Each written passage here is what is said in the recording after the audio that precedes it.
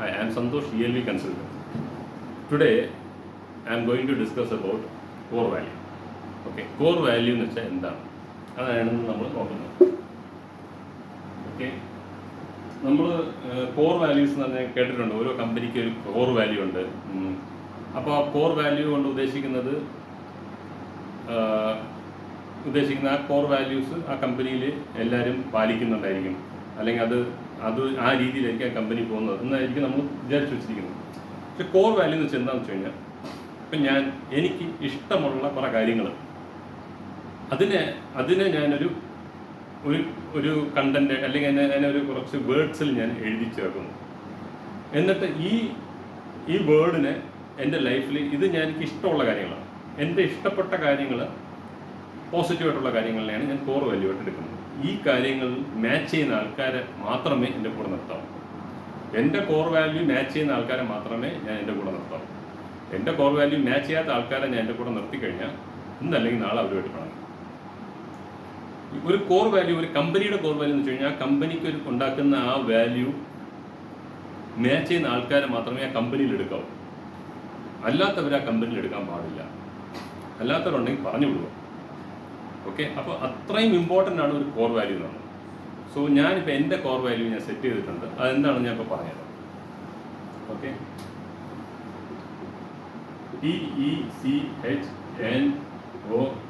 TECHNOLOGY എന്താണ്? Technology. So എൻ്റെ core value ഞാൻ സെറ്റ് ചെയ്തിരിക്കുന്നത് T ഫോർ ഞാൻ ട്രസ്റ്റ്, ട്രാൻസ്പെറൻസി, രണ്ടും ഒന്ന് തന്നെയാണ് ഏകദേശമൊക്കെ. ഓക്കെ, പിന്നെ ഞാൻ ടീം വർക്ക്. ഓക്കെ, നാലാമത് ഞാൻ ടൈമിങ്ങും കൂടെ എടുക്കുകയാണ്. ടൈമിങ് അല്ലെങ്കിൽ അതിന് ഡിസിപ്ലിൻ വേണമെങ്കിൽ പറയാം. ഓക്കെ, സോ ഈ ടിക്ക് ഞാൻ ഉദ്ദേശിക്കുന്നത് trust, transparency, team work and time. ഇത് നാലും എനിക്ക് വേണം. എനിക്ക് എൻ്റെ കൂടെ നിൽക്കുന്ന ആൾക്കാർ അല്ലെങ്കിൽ എൻ്റെ കമ്പനിയിലുള്ള ആൾക്കാർ എനിക്ക് വേണ്ടത് അവർ ട്രസ്റ്റ്ഫുൾ ആയിരിക്കണം, ട്രാൻസ്പെറൻ്റ് ആയിരിക്കണം, ഉള്ളത് പോലെ ഒന്ന് പറയണം. കൊക്കിയും പറയണ്ട, താത്തും പറയണ്ട, ഇന്നതാണ് സംഭവിച്ചത് എന്നൊന്ന് ട്രാൻസ്പെറൻ്റ് ആയിട്ട് പറയണം. 3, അവർ ടീം വർക്ക് ആയിരിക്കും. ടീമിൽ ഇൻവോൾവ് ചെയ്ത് വർക്ക് ചെയ്യുന്ന, ഞാൻ ഒറ്റയ്ക്ക് നിന്ന് അല്ലെങ്കിൽ ഒറ്റപ്പെട്ട് അല്ലെങ്കിൽ ടീമോട് ചേരാതെ നിൽക്കുന്ന ആൾക്കാർ എനിക്ക് വേണ്ട. സോ ടീം വർക്ക് ആയിരിക്കണം. 4, ടൈമിംഗ് ഫോളോ ചെയ്യണം.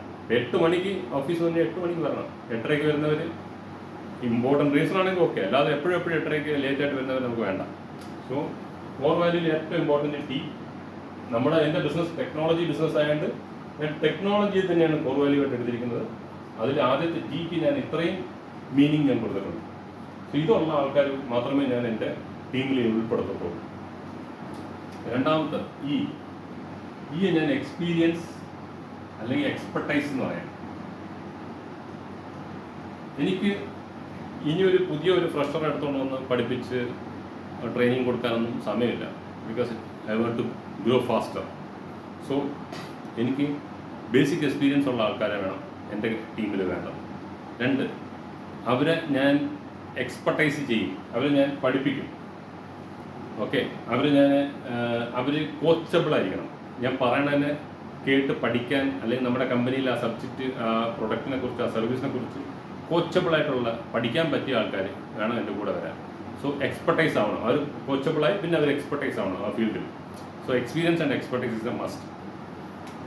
C for commitment. Okay, commitment എന്നും പറയാം, CS എന്ന് പറയാം. CS എന്ന് കസ്റ്റമർ സാറ്റിസ്ഫിക്കേഷൻ.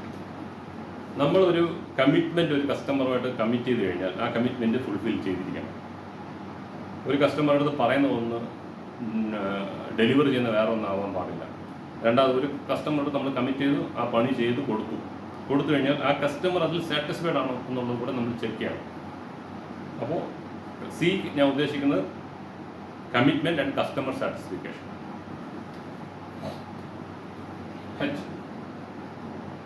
H ഞാൻ ഉദ്ദേശിക്കുന്നത് happy. Okay, and hard work. Happy എന്ന് പറയുമ്പോൾ ഫസ്റ്റ് നമ്മുടെ ഉള്ളിൽ നമുക്ക് ഹാപ്പി ആയിട്ടുള്ള ആൾക്കാർ മാത്രമേ നമ്മളെ കമ്പനിയിൽ കൊണ്ടുവന്നിട്ട് കാര്യമുള്ളൂ. അവരെ ഫേസ് എപ്പോഴും ഡള്ളായിട്ടും ഒരു എക്സൈറ്റ്മെൻറ്റ് ഇല്ലാത്തവർ നമ്മളെ കൂടെ കൊണ്ടുവന്നു കഴിഞ്ഞാൽ നമ്മളും ഡൗൺ ആയി പോകും. സോ നമുക്ക് ഹാപ്പിനെസ് ഉള്ളിലുള്ള ആൾക്കാരായിരിക്കണം. രണ്ടാമത് നമ്മുടെ കസ്റ്റമറെയും അവർ ഹാപ്പി ആക്കണം. അവരിവിടെ വീട്ടിലുള്ള പ്രശ്നം കൊണ്ട് ഇവിടെ വന്ന് നമ്മളെയും കൂടെ നെഗറ്റീവാക്കി കസ്റ്റമർ അടുത്തും പോയി അരുമ്പുണ്ടാക്കുന്ന ആൾക്കാർ നമുക്ക് വേണ്ട ആൾക്കാർ ഹാപ്പി ആയിരിക്കും, ഇന്നർ സൈഡ് ഹാപ്പി ആയിരിക്കണം. ഇവിടെ വന്നു കഴിഞ്ഞാൽ നമ്മളും കൂടെ ചേർന്ന് ഒരു എൻ്റർടൈൻമെൻറ്റ് ഒരു ഹാപ്പി മൂഡിലായിരിക്കണം അവർ. അവർ ഹാർഡ് വർക്കിംഗ് പേഴ്സൺ ആയിരിക്കണം. അതായത് ജോലി ചെയ്യണം, ജോലി കള്ളം കാണിക്കാൻ പാടില്ല. അവർ സൈറ്റിൽ പോയാലോ അല്ലെങ്കിൽ അവർ പറയുന്ന പണി ചെയ്യുക, നമ്മളെ കാണിക്കാൻ